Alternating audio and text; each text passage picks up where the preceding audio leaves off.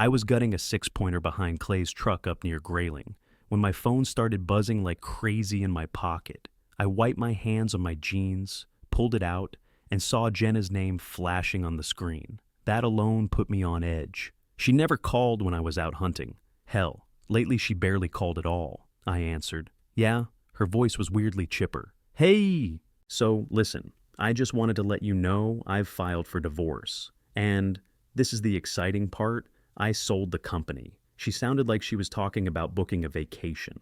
I didn't even flinch. Didn't ask her why. Didn't ask who. I just said, good for you, and hung up. I didn't stare at the phone. I didn't scream. I just slid it back into my pocket and looked up. Clay was leaning on the tailgate with his arms crossed, watching me. He didn't say anything. He didn't have to. He knew better. I finished with the deer, tossed it into the cooler, and slammed the lid shut. We packed up in silence. The woods were dead quiet around us, like the whole place was holding its breath.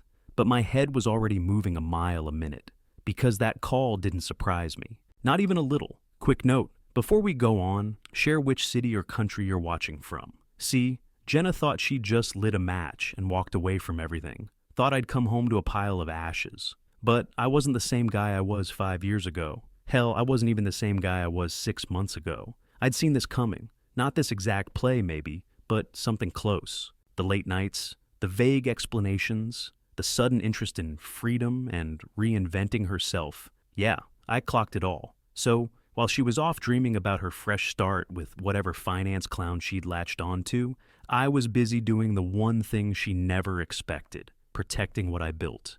Over the last year, I'd shifted all the key contracts, licensing, and assets into a new holding company. Quietly, legally, by the book. Every shovel, every truck, every job site, technically mine, and mine alone. So, when I pulled into the driveway 6 hours later and saw her SUV parked there, I didn't feel nervous. I felt ready. She was standing in the entryway when I opened the front door, arms crossed, wearing that smug little smile like she'd just won the lottery. I didn't say a word, just walked past her, dropped my duffel on the floor, and reached into my jacket, handed her a manila envelope.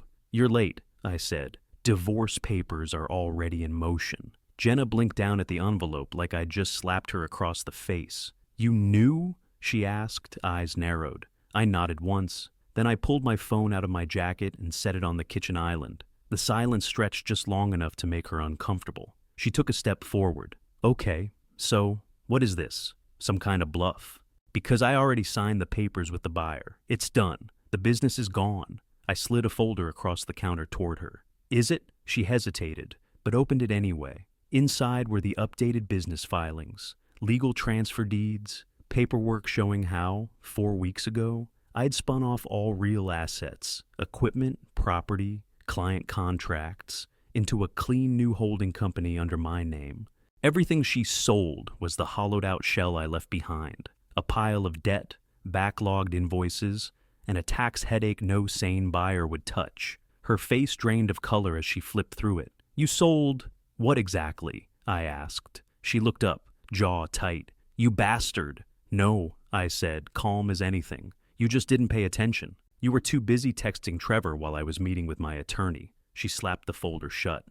This is fraud. It's not. It's called a restructure. It was legal, signed, filed, and approved by the state. You can call any of the names on those documents. They'll all confirm it. Her mouth opened like she was about to throw something else at me, but then her phone buzzed. She looked down, didn't answer. Let me guess, I said. Trevor's expecting a seat at the table and a stack of equity. Problem is, there's no table left and no equity. All you gave him was an empty LLC and a bunch of overdue tax forms. She tried to square up, but her voice was shaky now. You think this makes you the good guy? No, I think it makes me smart. I grabbed a bottle of water from the fridge and twisted the cap off. You really thought I'd just sit back while some finance clown waltzed in and took everything I bled for? She didn't answer, just turned on her heel and stormed upstairs like she was still the one in control. I didn't follow. I wasn't interested in another screaming match.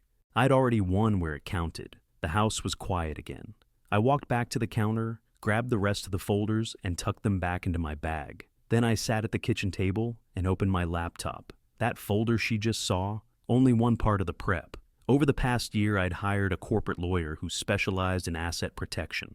Paid him every month under a new business account she never noticed. He reviewed everything: structure, payroll, ownership stakes. Helped me legally separate and rebuild every inch of the company under a new name with real insulation. I reorganized the books, paid off what needed paying, and cut the rest loose. Built a new safety net while Jenna was out, getting her nails done, and drinking overpriced wine with Trevor. She thought I was sleepwalking through our marriage, just another dumb contractor too busy with blueprints to notice she was planning her exit. The next morning, I parked at the office 15 minutes early and sat in my truck, sipping gas station coffee, watching the front door. By 8:30, Jenna rolled up in that white BMW she always said made her feel powerful, and right behind her came a black Mercedes I'd never seen before. Trevor stepped out in a tailored coat and shoes too shiny for this town. He adjusted his cufflinks like he was about to walk into a boardroom in New York, not a construction office in Lansing. She brought a notary. That part made me laugh. She was really convinced this was happening today. I didn't meet them at the door. I let them walk in. Inside, I already had the full leadership team waiting. Project managers, operations, finance, legal, all seated at the long table in the main conference room. I was standing at the far end, calm, hands in my pockets. Jenna walked in first like she owned the place. "Thank you all for coming on such short notice," she started, smiling that fake smile she always used with new clients. "This is Trevor Walsh, my partner. We're here to discuss the transition of ownership and outline a few changes moving forward." I let her keep going. She handed out typed agendas, talked about brand refreshes, new accounting systems, centralizing project approvals. Even said something about cutting unnecessary labor redundancy. I kept my face still, just listened. My guys stayed quiet, eyes bouncing between her and me. When she finally paused, I nodded to my assistant at the back of the room. She handed me a folder. I opened it, pulled out a copy of the current company ownership chart, and passed it around the table. I looked straight at Jenna. "This ain't your company anymore." Trevor chuckled like he thought I was bluffing. "Actually, it is. Your ex-wife executed a legal transfer of controlling interest to an LLC registered under her name, which she sold to our firm last week. All documents are notarized, time-stamped, and filed with the state. We can go to court if you'd like, but I promise you won't like how it ends." I didn't respond to him. I turned to my CFO, Karen. She slid a second packet down the table. Karen looked right at Trevor. Everything was done by the book. Mr. Grant spun off all intellectual property, project contracts, equipment leases, employee agreements, and real estate holdings into a new corporation in July. The entity your firm purchased holds none of that. Trevor's smile faltered. Wait, what do you mean? You bought a name, Karen said, not a company. I leaned forward. Did you even read the financials before wiring that money? Or were you too busy playing office with my wife? The notary sat there frozen, glancing between them like she wasn't sure if she should leave. Jenna snatched one of the folders and started flipping through it like she could find a loophole just by staring hard enough. "This is bullshit. It's called due diligence," I said. "Something you skipped when you were too busy trying to burn the house down." Trevor shoved his chair back. "You won't get away with this." I looked over at the head of security standing by the door, gave him a nod. He walked over slow, calm, but firm. "Sir, ma'am, I'm going to need you both to leave the premises. This is a closed meeting for verified stakeholders only." "Don't touch me," Jenna snapped, grabbing her bag. "You're going to regret this, Carson." "No," I said. "I already don't." They stormed out, Trevor first, barking something at the notary, Jenna trailing behind with her heels clicking way too loud against the tile. When the door shut, I let out a slow breath.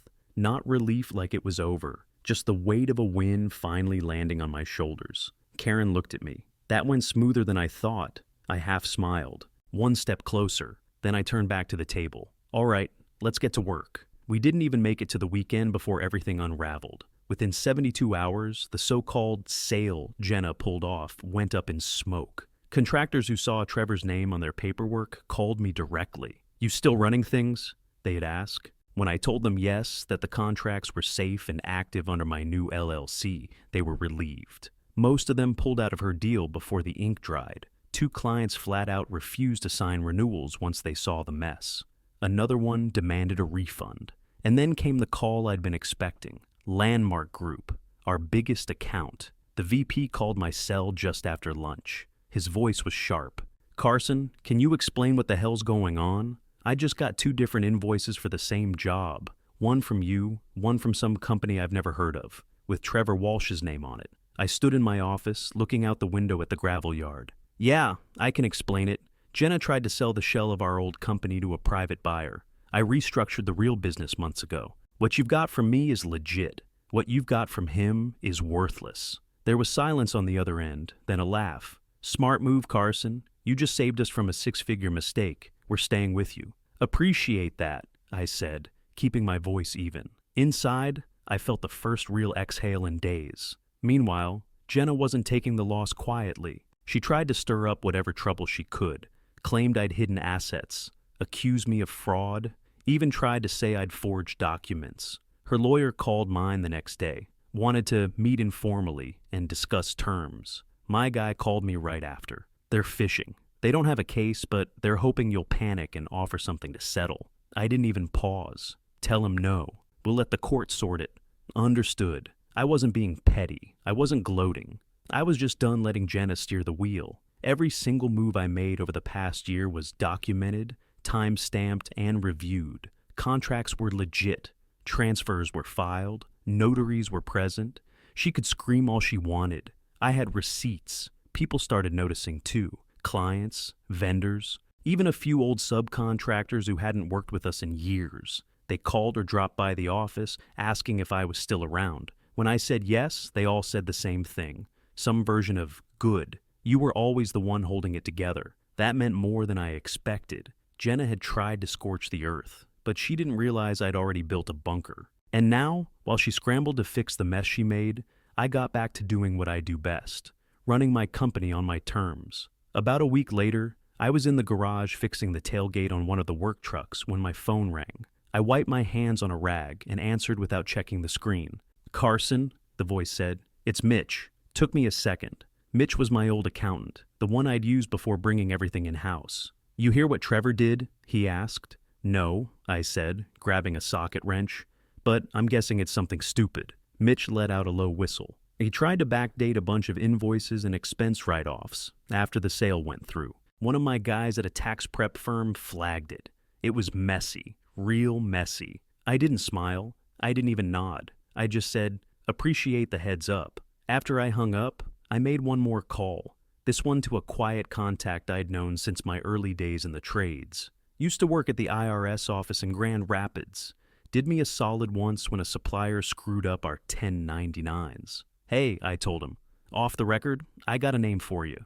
Might be worth taking a quiet peek at the books. Not saying it's a fire, but there's a lot of smoke. He didn't ask questions, just said, text me the info. I kept it clean, no drama, no trail. Then I turned around and leaked a few pieces to the local business journal, not the scandal, the structure. Enough to make people start scratching their heads. They ran a short piece 2 days later, buried in the back half of the midweek edition. Just a couple paragraphs about how the recent business transfer involving a local construction firm seemed to lack proper documentation and had sparked contractor confusion. That was all it took. By Friday, whispers were bouncing through every office park and chamber of commerce meeting in the area. Trevor's firm put him on leave, said they needed to review his conduct. People started Googling his name, checking business filings, calling contacts. And when they realized the acquisition was nothing but a flaming dumpster full of debt and fake numbers, Trevor's shiny reputation went down fast. And Jenna, she got pulled right down with him. First, her name disappeared off the spring fundraiser board for the downtown arts district. Then she quietly stepped down from the advisory committee for a local housing nonprofit. Nobody said anything to her face, but everyone saw what happened. See, revenge isn't about yelling or flipping tables. It's not screaming in parking lots or throwing clothes on the lawn. That stuff, amateur hour. It's watching people collapse under their own weight while you stand back and sip your coffee. I went to a chamber dinner the following week. Figured I'd get the usual polite nods, maybe a couple of backhanded questions about the divorce. Instead, I got more handshakes than I'd seen in a year. Carson, hell of a turnaround. Heard you kept the crew intact. Smart. Let us know if you're looking for partners. We like how you handled it. It wasn't about pity. These were business people. What they respected was how I kept it tight. No gossip, no blow-ups. Just facts and filings. Trevor and Jenna tried to play high-stakes poker with fake chips. I brought cash and receipts. By the time dessert was served, 3 new clients had passed me their cards. On the way out, one of the city council members clapped me on the back and said, "You're a damn good example of how to clean house without making a mess." I didn't say much, just nodded. After that chamber dinner, I didn't celebrate. I didn't take a vacation or throw a party. I went straight back to work. With the noise dying down, I knew I had a window, a small one, to lock in the rebuild before the next round of distractions showed up. First thing I did was clean house.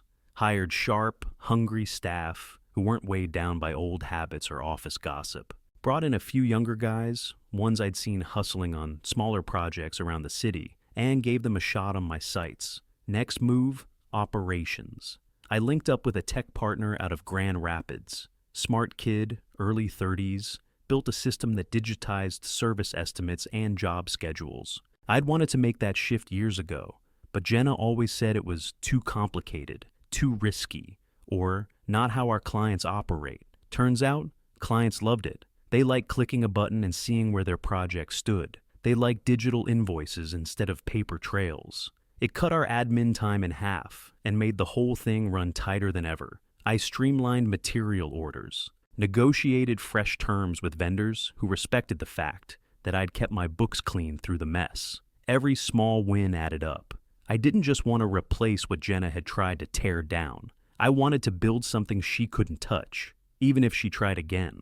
I started mentoring too, quietly. A few younger contractors came around asking how I got through the split without going bankrupt or blowing up. I didn't sugarcoat it. "You don't win by yelling," I told them. "You win by planning." One of them, a 25-year-old named Tyler, came to shadow me for a week. He watched how I handled clients, how I delegated, how I reviewed contracts line by line.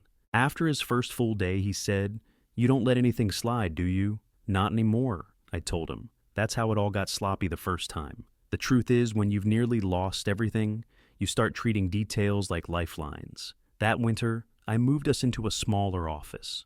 Cheaper rent, better location, fewer distractions. The team liked it. Tighter quarters meant better communication. No silos, no hiding. Everyone saw what everyone was doing, and it kept the culture honest. By spring, our numbers were stronger than ever. Clients paid faster. Jobs ran smoother. Subs showed up on time because they knew they were dealing with professionals, not drama. Friends kept asking how I kept my cool through all of it, how I didn't break. Easy. I didn't have time to break. I had something to protect and something bigger to build. It was a Thursday morning when my lawyer called. "Carson," he said, "Jenna's team reached out again. They want to settle, quietly this time." I didn't ask why. I already knew. Trevor had skipped town. Packed up, shut down his socials, moved overseas. Some rumors said Singapore, others said Dubai. Either way, he was gone. Now Jenna was standing in the fallout with nothing but a mountain of legal bills and no one left to spin the story for her. "I'll settle," I told my lawyer, "but on my terms." He paused. "You want to put that in writing?" "Already did." The paperwork we sent back was short and sharp. She walked away with only what she brought into the marriage. Clothes, personal stuff, her car. That was it. No stake in the business, no cut of future profits, no alimony. It wasn't revenge. It was boundaries. When the paperwork cleared, I cleared out the last piece of her presence, our old office furniture. That heavy oak desk, she always said, made her feel like a boss. The conference chairs she picked out from some overpriced boutique in Ann Arbor. I called the local high school's trades program and told them I had a donation. "You serious?" the instructor asked. That'd change everything for us. A week later, I stood in front of the delivery truck with a few of their students for a photo. Local paper ran a piece on it. Title was simple: "Contractor Gives Back." People noticed, not just because of the donation, but because it said something without needing to explain. Reputation mattered, and now mine had weight. Later that night, I was reviewing blueprints when my phone buzzed. Unknown number. I almost ignored it. Then I saw the message. "You were always 10 steps ahead." No name. Didn't need one. I stared at it for a second. Not because I felt anything, just because it was so typical. A last little thread, like she thought I needed her to admit it. I didn't respond, didn't save the number, just hit delete and went back to work. A year later, I stood at the podium inside the Lansing Trade Council Hall, shaking hands with a man I'd only ever seen in newspaper photos. "You didn't fold," he said, handing me the plaque. "You adapted. That's rare." The room clapped. It wasn't a standing ovation or anything dramatic, but it was real. These were tradesmen, builders, guys who've seen ugly contracts and bad partners and still wake up at 5 to do the work. I looked down at the plaque, Leadership in Small Business, presented to Carson Grant. Then I leaned in toward the mic and kept it short. "I'm not a speech guy," I said, "but I'll give you this. Don't let anyone tell you it's paranoid to keep records. Don't trust charisma over contracts. And never let someone else tell your story." That was it. No applause line, just the truth. After the dinner, people came up one by one. Old vendors, new hires, even a couple former clients who jumped ship and quietly come back. Then this kid walked up, barely 20, probably still figuring out how to hold a hammer without hurting himself. "Hey, Mr. Grant," he said, nervous. "I gotta ask, did you really see all this coming?" I looked him straight in the eye. "I didn't know what would happen," I told him. "I just knew what could happen."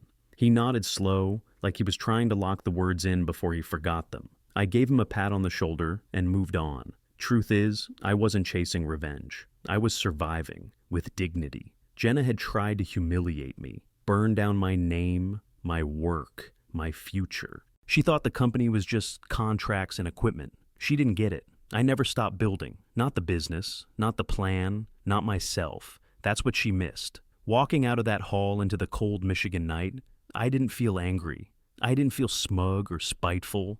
I felt proud. Because I didn't just protect what mattered. I proved something. Some men don't break when you betray them. They build better.